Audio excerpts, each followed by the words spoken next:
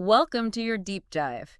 Today, we're cracking open this book, Empowered Ordinary People, Extraordinary Products.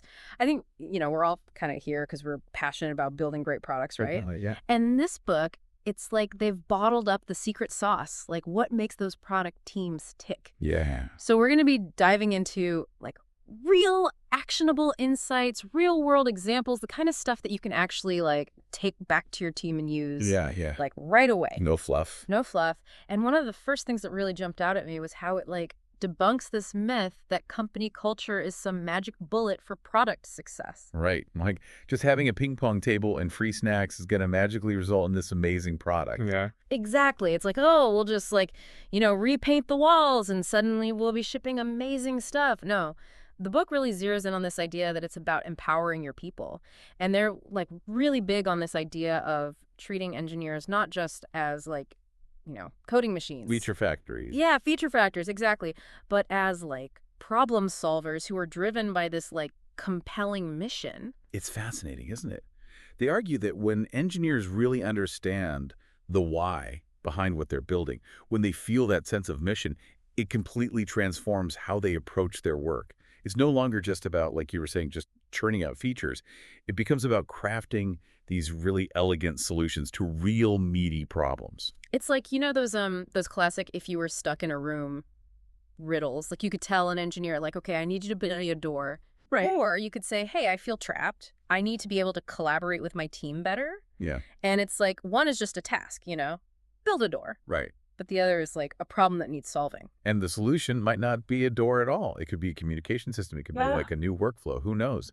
And I think that's where the magic really happens, right? It's when you empower engineers to think beyond just the task at hand and really like own the problem. And that ties directly into this idea of leadership that the book really emphasizes. It's not about like, the leader coming in and dictating solutions. Having all the answers. Yeah, having all the answers, but it's more about recognizing the potential within each team member and then fostering an environment where they can like really thrive. Yeah, and I think that's what resonated with me so much. They made this point that true leadership isn't about having all the answers. It's more about asking the right questions, providing the right support, and then honestly kind of getting out of the way and letting your team shine. So it's almost like being less of a director and more like a really awesome coach. Absolutely, yeah. And they don't just like throw these terms around. They actually break product development down into these 4 key objectives. Ooh, okay, let's hear them. All right, so we've got valuable, viable, usable, and feasible. Okay. And they're really big on making sure that each of these objectives is like clearly owned. Okay, I see where you're going with this. It's like divide and conquer. Yeah. But like strategically. Yes, exactly. So imagine this. You've got your product manager, right? Yep. They are laser focused on making sure that whatever you're building is something that customers are actually going to want and use, but also something that makes business sense. Which makes sense, right? Like you don't want to pour all this like time and energy and resources into something that nobody's going to use, but it's also got to make sense for your business. Like it's got to have that viability. Exactly. You got to be able to sustain it, right? Mm-hmm. And then at the same time, you've got your designer who's all about usability. Okay. Can people actually use this thing? Does it make sense?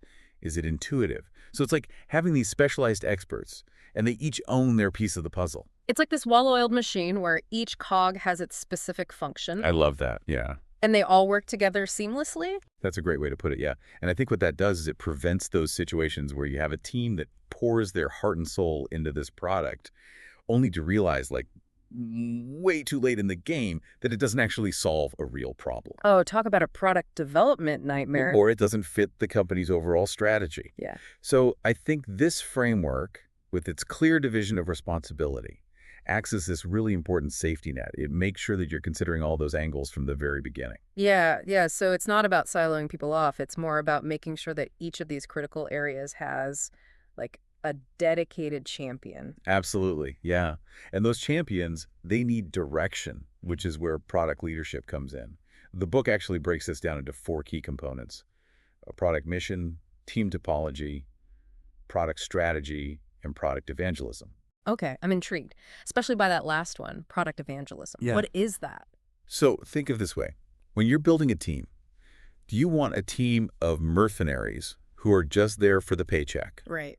Or do you want missionaries who truly believe in the product and its potential? Missionaries all the way. Right. You can feel the passion, right? Yes. And that's infectious. Mm. And that's the kind of team that you build when you focus on coaching and empowerment. They're very adamant about this. It's about building trust, understanding your team member strengths, what they excel at, where they might need a little bit of support, and providing regular, meaningful feedback. So it's not just about like telling people what to do, but it's about helping them grow, develop their skills. 100%, yeah. They even talk about celebrating the team's successes over individual accolades. It's this idea that a win for the team is a win for everyone. Which honestly makes total sense. You're going to achieve those really big, hairy, audacious goals when everyone feels like they're all, rowing in the same direction. Absolutely. And speaking of rowing in the same direction, that kind of leads us to how the book emphasizes a data-driven approach. Okay, because gut feeling can only take you so far, right? Exactly. You've got to back it up with some cold, hard data. Hmm. So we're talking about really utilizing data analytics, understanding how users are actually interacting with your product, diving deep into, the sales cycle, like really mining those data warehouses for those golden nuggets of insight. So using data to validate your assumptions. Yes, exactly. And to make sure that you're making decisions that are based on, evidence, not just like a hunch. Not just a feeling. Exactly. And they have some like really clear examples in the book of how to actually use data to answer those critical questions. Like, are we overspending to acquire customers? Or which features are actually moving the needle? Those are great questions because, the last thing you want to do is be stuck in the weeds tinkering with something that has like minimal impact. Exactly. You got to focus on those high impact activities. Yeah. And that ties back to empowering your team. Because when everybody has access to the right data and just as importantly, understands how to interpret it, they can make smarter decisions, they can contribute more meaningfully, and ultimately, you're going to end up with a better product. Data becomes like this shared language then. Yeah. That helps everybody understand, okay, what's working, what's not working, what do we need to focus on next? 100%, yeah. And that shared understanding really forms the foundation for this, like, truly empowered team culture. And I think you can probably guess that's a pretty key theme in the book. Before we jump into team culture, though, I want to pause here for a second. And, for those of you listening, think about your own experience. Yeah. Have you ever been on a team where you felt like your voice wasn't really heard? Oh, yeah. Or like you didn't really understand the why behind the work that you were doing? Yeah, you don't feel very empowered in those situations. No. And it can be like incredibly frustrating. It's demoralizing, yeah. Yeah. And I think it often leads to like, honestly, just not as good of products. For sure. Now, flip side, think about a time when you felt really empowered, when you understood the mission, you had the data you needed, you felt comfortable sharing your ideas. Like, how did that impact your work? My guess is it was a much more enjoyable experience. Yeah. And you probably were more productive as well. Totally. And so that's kind of what we want to unpack next is like, how do you actually create that environment? Like, how do you build that for your product team? So we want our teams to feel empowered, Uh-huh. right? Like we want them to be humming along, collaborating, accountable, no fear to push back a little. Yeah, sign me up for that team. Yeah. But how do we actually get there? It can't just be about like, giving a rousing speech about collaboration. Right. It's not magic. It's not magic. Sadly. No. So the book actually digs into some like really tangible strategies, right? It does. And one of the things that they emphasize, which I thought was super interesting, is this idea of psychological safety. Okay, yeah, psychological safety. I feel like I've heard that term a lot, but what does that actually look like in the context of a product team? So I think at its core, it's about creating an environment where everyone genuinely feels comfortable speaking up, sharing their ideas, Yeah. even if those ideas are a little bit, outside the box. So it's like it's okay to challenge the status quo, Yes. to respectfully disagree without feeling like you're going to be punished for it. Exactly. Exactly. It's about fostering this culture of respect where everyone's voice is valued, regardless of, what their job title is or how much experience they have. And the book actually argues that this kind of psychological safety, it's not just like a nice to have. Right. It's actually essential for innovation. Because if people are afraid to take risks, they're not going to come up with those really groundbreaking ideas, right? Absolutely. And speaking of risk-taking, the book also talks about the importance of embracing failure as a learning opportunity. Which, I mean, that's tough. It's so easy to say, right? Easier said than done, yeah. Especially when you're in that kind of fast-paced environment where everybody's feeling the pressure to like deliver, deliver, deliver. And the stakes are high. Yeah. Yeah, totally. But they make this point, which I think is so important. If you're not failing, you're probably not pushing the envelope enough. You got to break a few eggs to make an omelet, right? Yeah, right, exactly. Yeah. And they're not advocating for like reckless risk-taking, but it's more about creating that culture where people feel supported to experiment, to try new things, and yes, sometimes to like totally fall flat on their faces. Because, I mean, honestly, sometimes those are the moments where you learn the most valuable lessons. Absolutely, Yeah. 100%. And it's often those lessons that then lead to those like truly innovative solutions. Yeah. Okay. Now, we've been talking a lot about empowering individuals, but the book also goes pretty deep on team structure. And rightfully so, Yeah. because even if you have like the most talented, the most motivated group of people in a room, if they're stuck in a team structure that doesn't work, it's like, what are you doing? It's like trying to run a marathon in flip-flops. I love that. Yes, exactly. And the book acknowledges that there's no one-size-fits-all solution when it comes to team structure, right? Yeah. Depends on your product, your organization, all these different factors. So how do you know? How do you know if your team structure is actually like helping or hindering you? They actually provide some really insightful questions, I thought, to ask yourself. Yeah.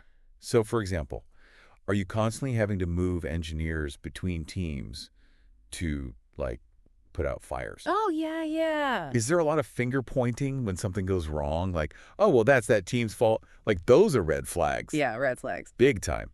And what that suggests is that maybe your team structure is actually creating silos, Oh, okay. or dependencies that are slowing you down. So instead of everybody working together smoothly, it's like you've got these teams that are like battling each other for resources and attention. 100%, yeah. Yeah. Another one they ask is, do your developers, do they feel like they have the autonomy to like actually do their work? Or are they constantly having to go through all these approvals for every little thing? Nobody likes to be micromanaged. Right. It's the death of creativity. Okay, so let's say you're listening to this and you're like, oh no, like all of those red flags, those are like waving in my face right now. Yeah. What do you do? Do you just like completely blow up your existing structure and start from scratch? That's tempting, Very right? tempting, To just like hit the reset button. Yeah. But the book emphasizes that changing your team structure, it should be a strategic decision, not just like a knee-jerk reaction. Right, yeah. Like you don't want to just be like, all right, new week, new team structure, go. Everyone trade desks. Exactly. Yeah. So they actually recommend that when you find a structure that you think might work, you actually try to stick with it for a reasonable amount of time. Yeah, because I imagine if you're constantly just like shuffling things around, it just creates more chaos and confusion. Exactly. Yeah. Exactly. It's about like, you got to let those team dynamics solidify a little bit. Right. Right. Okay, but I imagine there are times when change is necessary. Absolutely. Yeah. And they even offer this framework for like, how do you think about those transitions in a way that, hopefully minimizes the disruption? Yeah, because any kind of organizational change, honestly, can be really stressful for everybody involved. Totally. Totally. And I think that's where like good leadership is so crucial, right? It's about guiding your team through those changes in a way that feels really transparent, really empathetic. Which leads us to another like really crucial piece of building an empowered product team, Oh, and that is strategy. strategy. Because you could have the most talented, the most motivated team in the world, but if they don't have that like clear, North Star, they're just going to be like run around like chickens with their heads cut off. Spinning their wheels. Yeah, exactly. So how does the book talk about product strategy?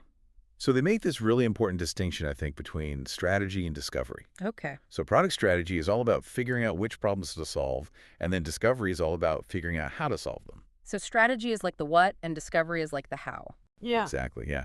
And I think good product strategy, honestly, it often involves saying no to a lot of like really shiny, exciting looking opportunities. It's about focusing your time and energy on those like few key insights that you think are really going to have the biggest impact. Which is hard. I mean, especially I imagine when you've got like stakeholders coming out of the woodwork with all these like feature requests, everybody has an opinion. Everyone's got an opinion. Yeah, it takes a lot of discipline, honestly. They talk about like these generative activities versus impact generating activities. Okay. And I think it's really easy to get caught up in the busyness of all of it. Yeah. Like you feel like you're getting things done, but are you actually moving the needle? Give me an example. Give me like, what does that look like in the real world? Okay, imagine you are spending hours, like days, testing different shades of blue for a button on your website, In there. right? And it feels productive, right? Because you're like, okay, we're A/B testing, we're looking at the data, but at the end of the day, is that really going to move the needle Mm, on those key metrics? probably not. Probably not. Yeah.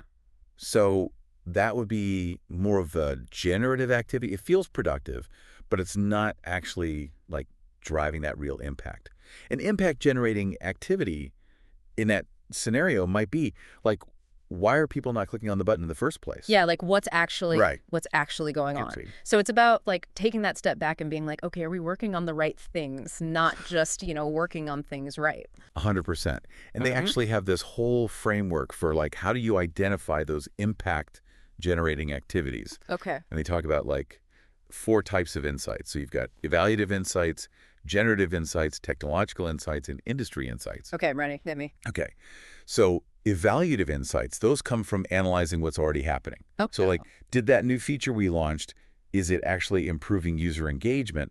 Then generative insights, those are about like unearthing new opportunities. Okay. So maybe you're interviewing customers about problem A and they just casually mention problem B and you're like, wait a minute, tell me more about that. It's like those aha moments that often happen in conversation that you weren't even expecting. Yes, exactly. And then you have technological insights. Hmm. And those often come from your engineers, you know? They're on the front lines. They are. They're the ones who are like knee deep in the code and they're like, hey, I think we could use this new technology in this really innovative way. Yeah, they're the ones having the aha moments. Totally. Exactly.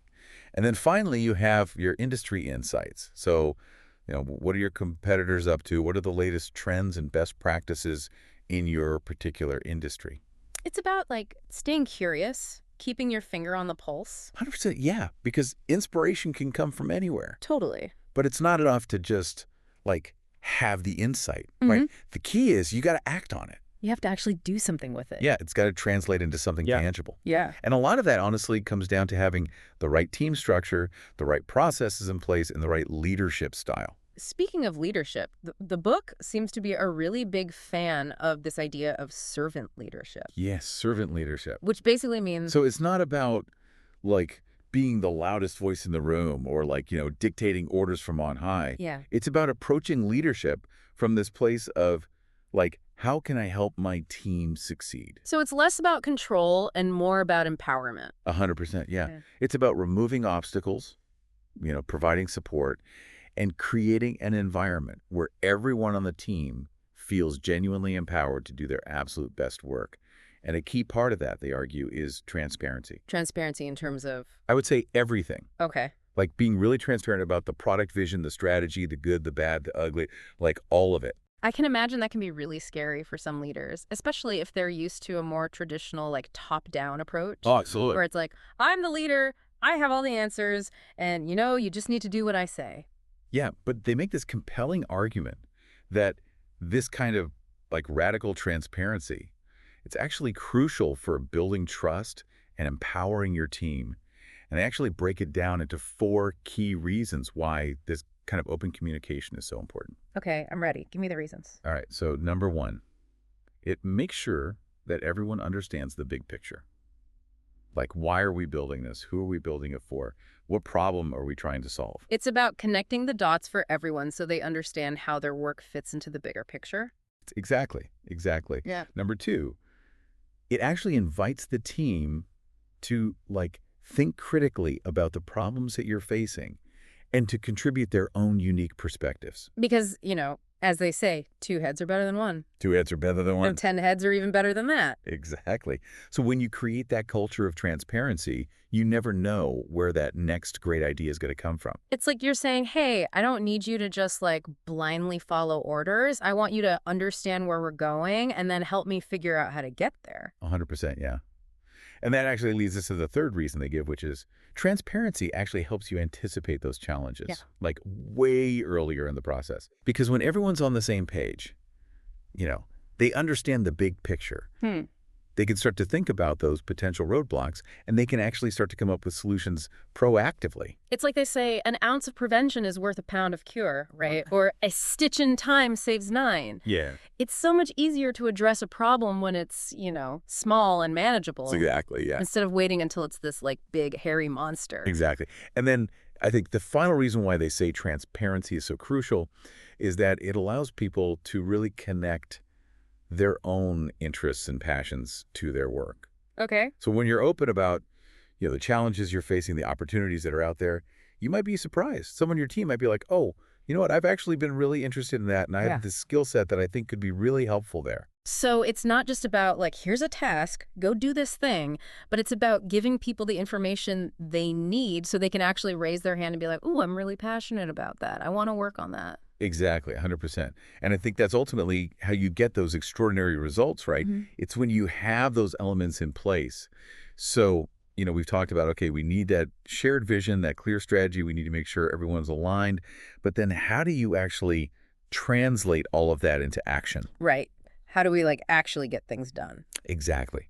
And this is where they introduce OKRs. OKRs, everybody's favorite. I know, right? But for those of us who like maybe haven't quite fully embraced the church of OKRs, what are we talking about here? Okay, yeah. And like, how do they fit into this whole picture of building empowered product teams? So OKR stands for Objectives and Key Results. Basically, it's a framework for setting these really ambitious goals. Yep. And then, just as importantly, figuring out how you're actually going to track your progress toward those goals. So it's not enough to just be like, we want to be the best. Right. You actually have to define like, okay, what does best even mean? Exactly. And that's where those key results come in. So instead of just saying, we want to increase customer satisfaction, which great goal. Who doesn't want to do that? Yeah. But you really have to define, what does improvement actually look like? Are we talking about like a 5% increase in our customer satisfaction score? Are we talking about, reducing customer churn by 10%? Like, how are you actually going to measure that progress? So you make it tangible, you make it actionable. Exactly. Exactly. And I think, honestly, that's where a lot of teams, they kind of stumble. They set these really ambitious objectives. But then when it comes to actually defining those key results in a way that is both meaningful and measurable, they're kind of like, I don't know, we'll just kind of know it when we see it. Exactly. And Yeah. it's like, no, you have to define that. And so the book really emphasizes this idea of tracking the metrics that actually matter, not just the metrics that are like easy to measure. Right, because it's really easy to fall into that trap of focusing on vanity metrics, Oh, yeah, yeah. the things that make you feel good, but don't actually reflect the overall health of the product. 100%. Yeah, you can get really distracted by those. But the book offers some, I thought, really good advice on how to avoid that trap. Mm. And a lot of it just comes down to really close collaboration, working closely with your engineers, with your designers, with your data analysts, whoever it is, to make sure that you're actually measuring the things that really reflect the value that you're creating. And being willing to course correct, right? Like if you realize, oh, we're tracking the wrong things. Exactly. That's like, let's not be afraid to hit the reset button and start measuring something different. Absolutely. And that's the other thing that I think is cool about OKRs, Yeah. is that they're not meant to be these static things. You set them in stone and you never look at them again. Right. You should be constantly reviewing them. You should be revising them based on, what's Yeah. working, what's not working, what are you learning? It's all about that like iterative process, right? Yes. Like learning as you go and not being afraid to say, you know what, this isn't working, we need to adjust. Exactly, 100%. And speaking of embracing change, they also talk about this really interesting concept of swarms. Okay, swarms. Are you just messing with me now? No, I promise. Yeah. This is a real thing. Okay. And no, we're not talking about actual bees or anything. Okay, good. Because full disclosure, I'm allergic. Good to know. Good to know. So in this context, a swarm is basically this small cross-functional team that comes together to tackle a really specific problem or a specific opportunity. And they do it in this really focused burst of effort. So it's like a SWAT team, but for product development. Exactly. That's a great way to put it. It's a way to bring together people with, different skills, different perspectives. Yeah. Give them the space and time to really deeply focus on finding a solution. And that can be really effective, right? Especially when you've got these complex problems that require input from all these different departments. 100%. It's a great way to break down silos, get people collaborating, and you often end up with these really creative solutions that I don't think would have emerged otherwise. Now, we've talked a lot about team structure and strategy, but what about the situations where, like, it's not always clear which team or which initiative is, like, really moving the needle? I know Yes. the book talks about product attribution. Yes. Product attribution problems. Yeah. Yeah, it's really common, especially in larger organizations where you have, all these different teams working on different parts of the product. Yeah. It can be really tricky to be like, okay, well, this team's work resulted in this. Yeah. It's hard to like tease that apart It's like sometimes. trying to untangle a giant plate of spaghetti. Yes, that's a perfect analogy. Yeah. And so the book suggests a couple of like approaches for how to deal with this. One is A/B testing, which I'm sure you're familiar with. Of course, A/B testing, like, the classic controlled experiment. Exactly. So you have like a control group Yeah. and you have, your experimental group, you see what happens. The other approach is a little bit more nuanced, I think. It's really about thinking carefully about how you divide up responsibility for a particular objective. Okay, so walk me through that. Okay. So let's say, for example, your objective is to like increase job applications for your company, Sure. right? Okay. Yeah. You might have like a mobile team, right? They're focused on optimizing that application process for people who are on their phones. Then you might have like a web team that's focused on the desktop experience. Hmm. And then maybe you have a marketing team and they're running all these like targeted campaigns. And they're all kind of like contributing to that same objective, but each team has their own lane. They have their own area of focus. So it's like instead of everyone just like kind of swarming all over the problem, you create these lanes. Yes, exactly. And I think the key is that, again, it comes back to communication, right? Like, does everybody understand how their piece of the puzzle fits into that overall picture? So it's almost like a relay race. Each runner has their leg of the race to focus on, but ultimately you're all working together to like get that baton across the finish line. Exactly. I love that analogy. And just like in a relay race, the handoff is so important. Communication is key. Yes. And all of this, the swarming, the OKRs, the division of responsibility, it all really hinges on one like super crucial ingredient, which is trust. Trust in terms of. Trusting your team. Yep. Like fundamentally trusting them to make good decisions, to take risks, to experiment, to not be afraid to fail sometimes. Because, I mean, we've all been saying it, but failure is just an opportunity to learn and to grow. You have to break a few eggs, right? Exactly. Right. And the book argues, one of the biggest mistakes that leaders make is creating this culture where people are terrified to fail. Oh, Because when you're constantly looking over your shoulder, worried about making a mistake, you're not going to do your best work. no. It's like trying to learn to ride a bike when someone is like, right there, like holding onto the handlebars, terrified that you're going to fall. You're never going to actually learn to ride the bike that way. You have to Yeah. be willing to like fall down a couple of times, get back up, try again. Exactly. Exactly. And as a leader, like I think that's part of your job, right? Is to create that safe space, to celebrate those wins, big and small, and just to constantly remind your team, like it's okay to take risks. It's okay to make mistakes. That's how we learn. That's how we grow. Well, listening to you unpack all of these ideas, it's really striking me that the most effective leaders, they're not the ones who, like, come in with all the answers. They're the ones who figure out how to create that environment where their team can really thrive. Absolutely. It's about empowering your team, giving them what they need. This book has been amazing. Seriously, such a treasure trove of like really practical advice, insightful frameworks, everything from like, the power of that strong product vision to the importance of data to like all the nuances of team structure, communication, trust. Like we just covered so much ground. We did, and it's all so important. It's so important, and I think it's all really, really powerful stuff. So, for everyone listening, as you kind of reflect on all these ideas, think about your own team. Think about your own leadership style. What are some of the things that you can do, maybe starting today, to really empower the people around you to do their best work? How can you create that culture where everyone feels valued, they feel supported, and ultimately they feel inspired to achieve those, truly extraordinary things? Great questions to ponder. Until next time, happy building.